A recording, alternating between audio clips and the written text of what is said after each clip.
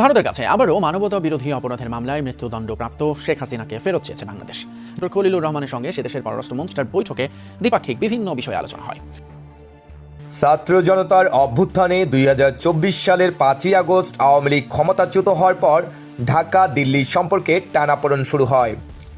এ অবস্থা চলে অন্তর্বর্তী সরকারের প্রায় ১৮ মাস। তবে গত ১২ই ফেব্রুয়ারির নির্বাচনের মধ্য দিয়ে বিএনপি সরকার গঠন করলে তিক্ত সেই সম্পর্কের বরফ গলার ইঙ্গিত মেলে।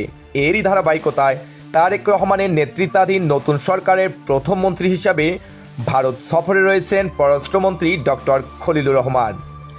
দিল্লির হায়দ্রাবাদ হাউসে ভারতের পররাষ্ট্রমন্ত্রী এস জয়শঙ্করের সঙ্গে দ্বিপক্ষীয় বৈঠক করেছেন বাংলাদেশের পররাষ্ট্রমন্ত্রী। এই বৈঠকে পারস্পরিক স্বার্থ সংশ্লিষ্ট বিষয়ের পাশাপাশি দুই দেশের মধ্যকার সম্পর্ক পুনরুদ্ধার নিয়েও আলোচনা হয়েছে। প্রিয় দর্শক, বিস্তারিত জানতে ভিডিওটি শেষ পর্যন্ত দেখবেন এবং এই চ্যানেলে নতুন হয়ে থাকলে চ্যানেলটি সাবস্ক্রাইব করে পাশে থাকার অনুরোধ রইল।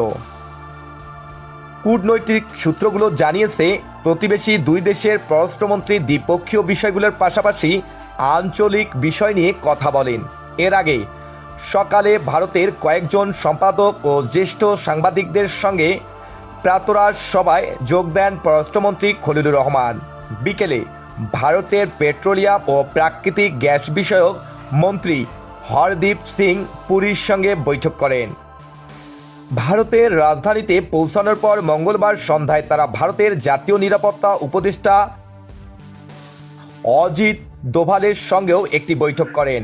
আলোচনায় উভয় পক্ষ বিভিন্ন ক্ষেত্রে দুই দেশের মধ্যে দ্বিপক্ষীয় সম্পর্ককে এগিয়ে নেওয়ার গুরুত্বের উপর জোর দেন।